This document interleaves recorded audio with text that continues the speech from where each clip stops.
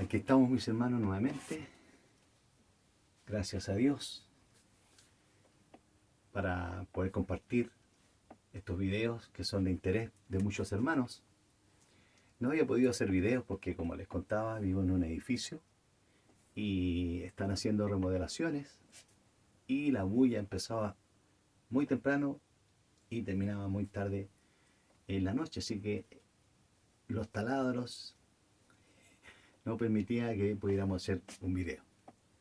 Pero gracias a Dios estoy acá nuevamente con ustedes, con muchos de nuestros hermanos que les gusta este tema. Y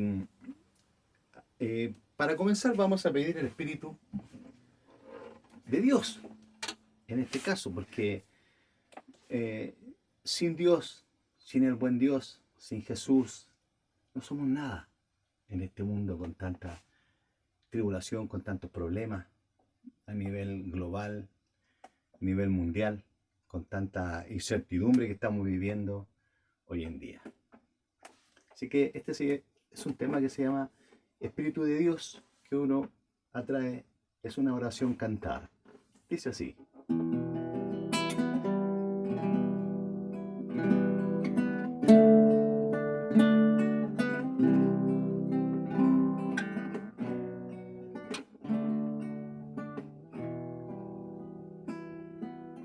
Ven, Espíritu de salvación, ven, Espíritu de luz, ven, Espíritu de fuego, ven, abrázanos. Ven, Espíritu de salvación, ven, Espíritu de luz, ven, Espíritu de fuego, ven, abrázanos. Amén. Tras muchas preguntas de una infinidad de hermanos y amigos, especialmente en la comunidad de espiritualidad Jesús Peregrino, hay una pregunta en un pasaje de la Biblia que a mí me causaba controversia en cuanto a lo que yo planteo de que este Dios Jehová, este Dios Yahvé, este IHWH, no es el Dios verdadero ni el Padre de Jesús. Ya lo he dicho en otros videos, porque uno cuando lee la Biblia, lee este libro, este texto sagrado, se da cuenta de la cantidad de crímenes, asesinatos, genocidios que hay ahí, ordenados por un ser que se llama Dios. Y desde mi parecer, y desde el parecer de muchas personas que piensan, Dios no podría ser así, no podría actuar de esa manera para sus hijos amados. Entonces vamos a ver el pasaje que causa controversia, porque es un tema muy interesante, mis hermanos, que muchos en los comentarios lo han puesto y también en las conversaciones que tengo a veces con algunos hermanos me lo han hecho saber. Vamos a ir ahí a la Biblia en Juan capítulo 2, versículo 13 al 17, que los invito a que puedan, los que tengan su Biblia, pueden ir parando el video y van buscando el pasaje. Voy a usar la RV8 esta vez. En otro tema voy a usar la versión latinoamericana, pero esta vez vamos a usar esta traducción, para los testigos de Jehová especialmente. En esta ocasión Jesús va al templo, ¿sí? Y dice ahí en Juan capítulo 2, versículo 13 al 17, dice: Pues bien, se acercaba la Pascua de los judíos y Jesús subió a Jerusalén. Y halló en el templo a los que vendían ganado vacuno y ovejas y palomas, y a los corredores de cambios en sus asientos. Por consiguiente, después de hacer un látigo de cuerdas, expulsó del templo a todos aquellos junto con las ovejas y el ganado vacuno, y desparramó las monedas de los cambistas y volcó sus mesas. Y dijo a los que vendían las palomas: quiten estas cosas de aquí. Dejen de hacer de la casa de mi padre una casa de mercancías. Sus discípulos recordaron que está escrito: el celo por tu casa me consumirá. Entonces yo quedaba perplejo y decía, ¿por qué Jesús se refirió al templo de Jerusalén, que era, por decir así, la morada de Jehová, donde se le hacía adoración por medio de los sacerdotes, los levitas que cuidaban el templo? ¿Por qué Jesús dijo la casa de mi padre? Y eso me daba a entender que Jesús se estaba refiriendo a que este Dios hebreo era su padre. Y hay otro texto también que ayuda a entenderlo de esta manera, de que Jehová sí es el papá de Jesús. Mire, ahí en Juan, o sea, en Lucas capítulo 2, cuando Jesús se les pierde a José y María, después de venir del templo, Jesús se pierde a los 12 años y sus padres empiezan a buscarlo. Entonces, ahí en Lucas capítulo 2, versículo 49, 48 y 49, dice: pues cuando ellos lo vieron, porque estaba en el templo, quedaron atónitos y su madre le dijo: hijo, ¿por qué nos trataste de este modo? Mira que tu padre y yo te hemos estado buscando con la mente angustiada. Pero él les dijo: ¿por qué tuvieron que andar buscándome? ¿No saben que tengo que estar en la casa de mi padre? Sin embargo, no comprendieron el dicho que les habló. Hasta este punto, estos dos pasajes bíblicos derrumban completamente lo que yo predico y restauro al Dios verdadero, que no es este Dios hebreo. Estos dos pasajes bíblicos ponen fin a lo que yo predico. Pero, ¿será así? Si yo leo solo esos pasajes bíblicos y enseñara solo eso, personas creerían que Jesús se refería a la casa de su padre, Jehová. Pero vamos a volver. Un detalle. También en Mateo capítulo 21, versículo 12 al 14, dice algo parecido. Marcos capítulo 11, versículo 15 al 18. Y Lucas 19, 45 y 46 relatan más o menos algo parecido sobre esta situación cuando Jesús va al templo. Sin embargo, vamos a ir nuevamente a el Evangelio de Juan capítulo 2. Ya leímos que Jesús hace un látigo y expulsa a los mercaderes y les dice: dejen de hacer de la casa de mi padre una cueva de salteadores. Pero vamos a leer del verso 18 del capítulo 2 del Evangelio de Juan hasta el 22. Dice así: por lo tanto, en respuesta, los judíos le dijeron, los que estaban escuchando y viendo lo que Jesús hizo: ¿qué señal tienes para mostrarnos, ya que haces estas cosas? En respuesta, Jesús les dijo: derriben este templo y en 3 días lo levantaré. Por eso dijeron los judíos: este templo fue edificado en 46 años, ¿y tú en 3 días lo levantarás? Y miren lo que dice el verso 21. Pero él hablaba acerca del templo de su cuerpo. 21. Pero él hablaba acerca del templo de su cuerpo. Sin embargo, cuando fue levantado de entre los muertos, al 3er día, sus discípulos recordaron que él solía decir esto y creyeron las escrituras y el dicho que Jesús dijo. Jesús, en el verso 19, dice: derriben este templo. Si uno va a la RB8, en el asterisco, dice que templo es habitación o morada divina, en el verso 19. Jesús estaba refiriendo a su cuerpo, a él. Por eso dice, derriben este templo y en 3 días lo levantaré. Por eso los judíos no entendían cómo va a derribar el templo el templo de Jerusalén, la construcción, la edificación, si se había construido en muchos años, y Jesús dice que derriben este templo, donde mora el Padre, que vamos a ver más adelante, y en 3 días lo levantaré.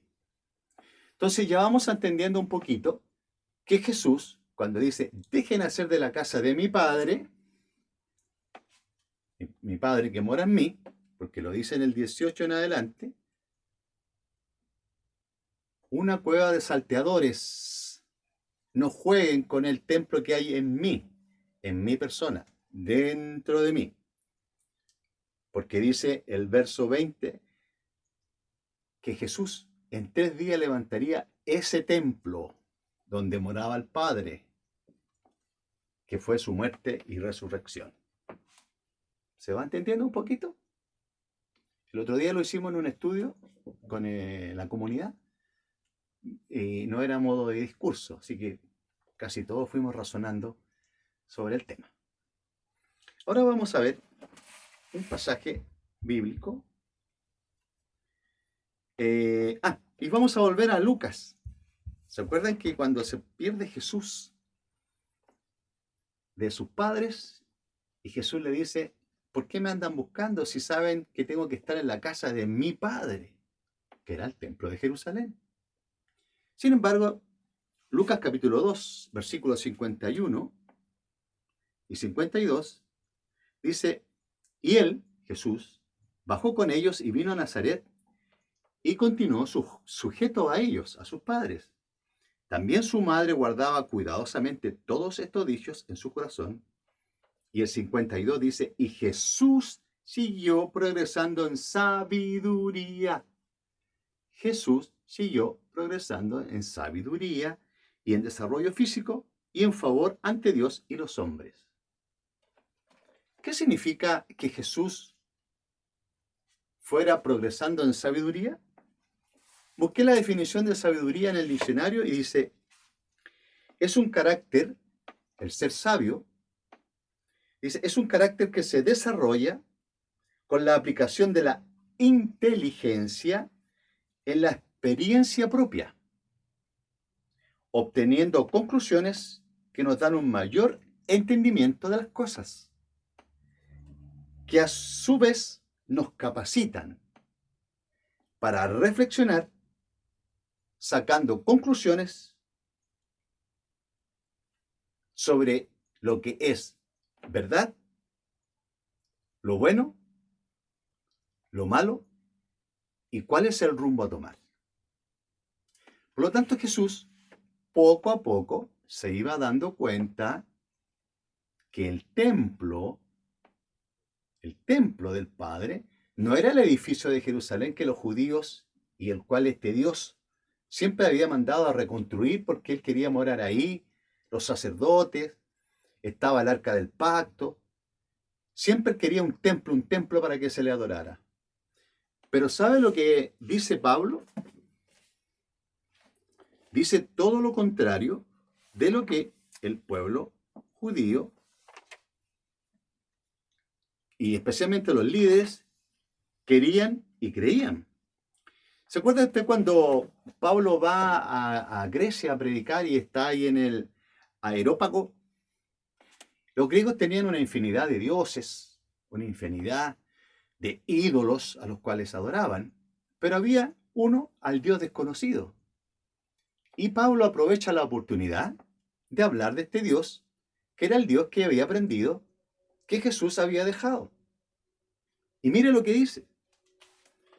Hechos capítulo 17, versículo 24. Dice, Pablo empieza a predicar y dice, este Dios desconocido es el Dios que hizo el mundo y todas las cosas que hay en él, siendo como es este, Señor del cielo y de la tierra, no mora en templos hechos de manos. Y si vamos al asterisco templo 24, habitaciones o moradas divinas. Lo mismo que decía Jesús.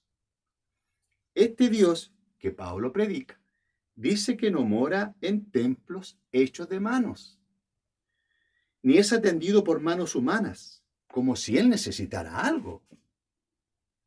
Porque él mismo da a toda persona vida y aliento y todas las cosas.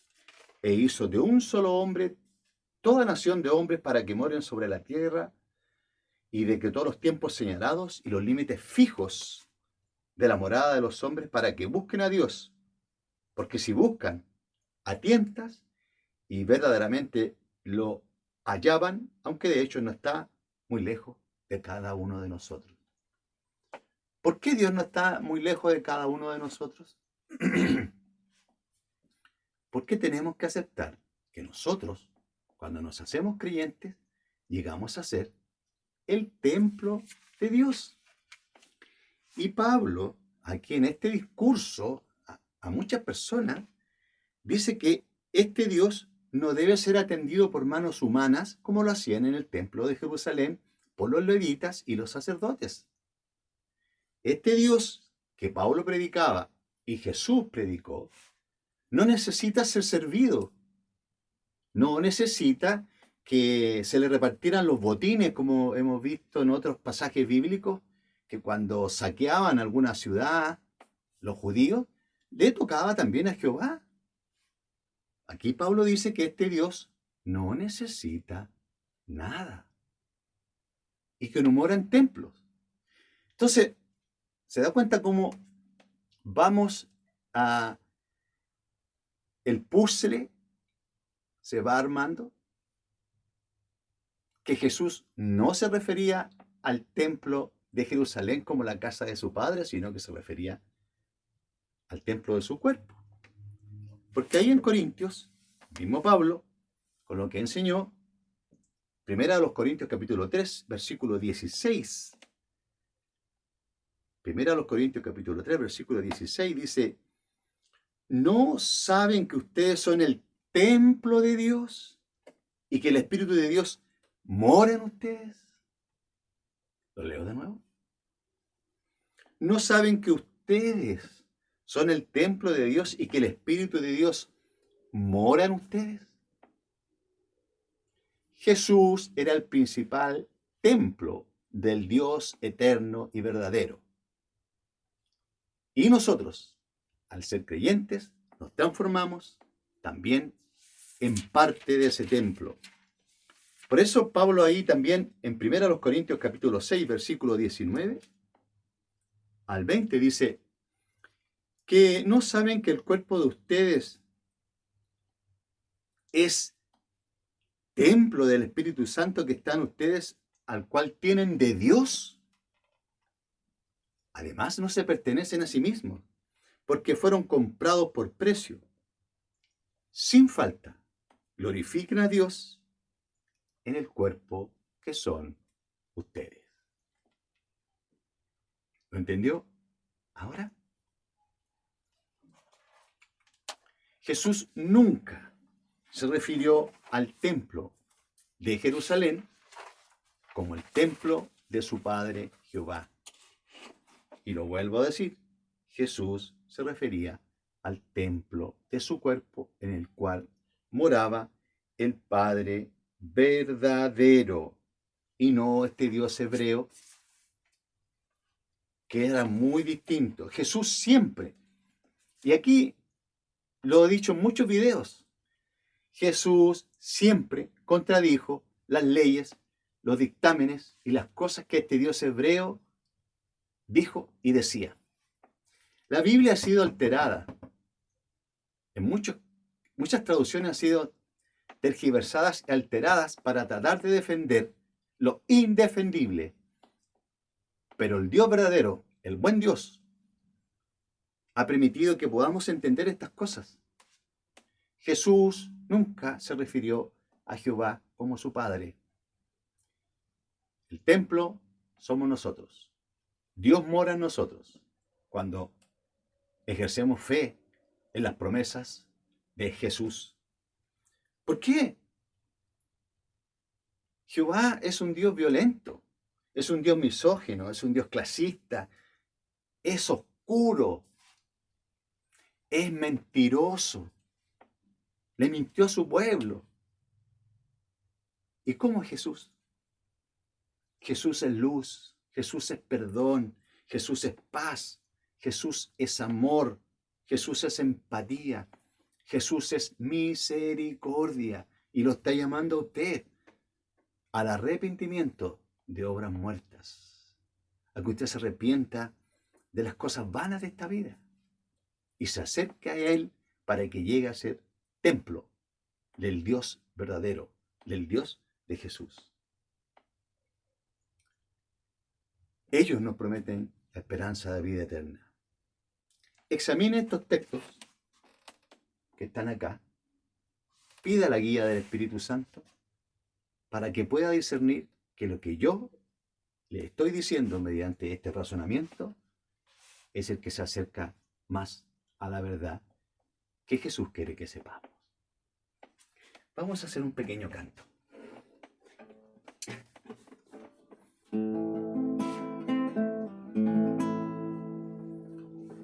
Las tinieblas no son tinieblas ante ti. La noche es luminosa como el día. Las tinieblas no son tinieblas ante ti. La noche es luminosa como el día.